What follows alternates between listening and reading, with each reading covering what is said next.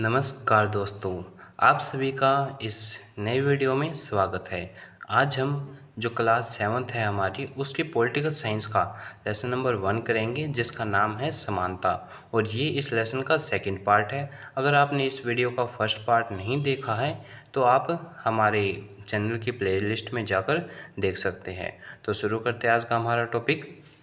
America में लोकतांत्रिक समानता पर टिप्पणी करो। जो अमेरिका देश है उसमें लोकतांत्रिक समानता कितनी है, कैसी है, उस पर हमें विचार करना है, टिप्पणी करनी है। ठीक है। संयुक्त राज्य अमेरिका में अफ्रीकी अमेरिकन लोग जिनके पूर्वज गुलाम थे, जो संयुक्त राज्य अमेरिका है वहाँ पर जो अफ्रीका से आए हुए लोग हैं वे बसे हुए हैं जिनके पूर्वज गुलाम थे और अफ्रीका से लाए गए थे। पूर्वज गुलाम थे, वे अफ्रीका से लाए गए थे, उनके साथ असमानता का व्यवहार होता था और कानून भी उन्हें समान नहीं मानता था। उन्हें बसों में पीछे बैठना पड़ता था। रोजा पार्कर्स एक अफ्रीकी अमेरिकन महिला थी जिसने अमेरिकी को अपनी सीट देने से मना कर दिया और यहीं से अफ्रीकी अमेरिकी के बीच जो क्रांति थी वो शुरू हुई थी।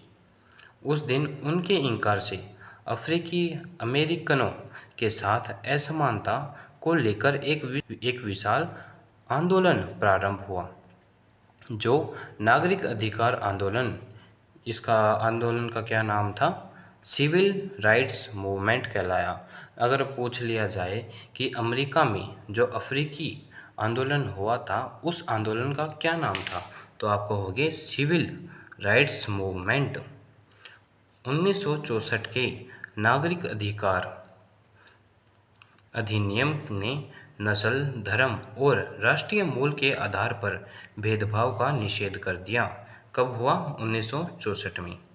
अफ्रीकी अमेरिकन बच्चों के लिए सब स्कूलों को खोला गया। पहले उनके साथ भेदभाव था, फिक्स स्कूल थे, उन्हीं में जा सकते थे। जो बसों में उन्हें पीछे बैठना पड़ता था और उनमें भी कोई अमेरिका का व्यक्ति आकर उससे कहता था कि मुझे ये सीट दो तो उन्हें उठना पड़ता था। तो इस तरह से उनके साथ ज्यादती होती थी। तो फिर उन्होंने आंदोलन किया। आंदोलन की शुरुआत किसने की थी?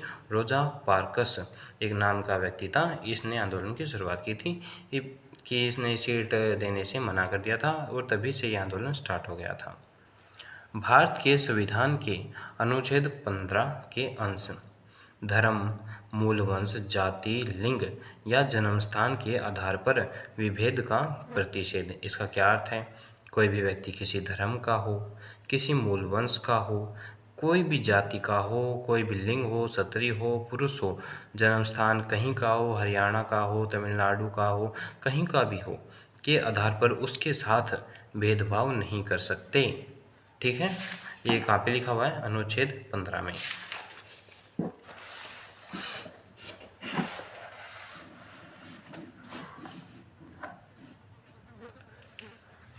राज्य किसी नागरिक के विरुद्ध केवल धर्म, मूलवंश, जाति, लिंग, जन्मस्थान या इनमें से किसी भी आधार पर कोई भेदभाव नहीं कर सकता। कोई भी राज्य है इन सब चीज़ों के आधार पर किसी व्यक्ति के साथ भेदभाव नहीं कर सकता। अगर ऐसा हुआ है तो ह्यूमन राइट्स के उसका हनन हुआ है, वह सर्वोच्च न्यायालय में जाकर अर्जी दे सकता है। कोई नागरिक केवल धर्म, मूलवंश, जाति, लिंग, स्थान या इनमें से किसी के आधार पर दुकानों, सार्वजनिक भोजनालयों, होटलों और सार्वजनिक मनोरंजन के स्थानों में प्रवेश, मतलब कि जो ये सभी स्थान है, दुकान है, किसी भी दुकान पर जा सकता है, सार्वजनिक भोजनालय में जा सकता है, होटलों पर जा सकता है, किसी के लिए कोई भी मनाही नहीं है। पूर्णतः या भागत राज्य निधि से पोषित या साधारण जनता के प्रयोग के लिए समर्पित कुओं, तालाबों, स्नान घाटों, सड़कों के संबंध में किसी भी दायित्व या शर्त के अधीन नहीं होगा। मतलब कि कोई भी व्यक्ति है जो सरकारी कुएं है, तालाब है, स्नान घाट है, जो सड़कें हैं उनका प्रयोग कर सकता है। ठीक है, आज का हमारा टॉपिक यहीं पर समाप्त होता है।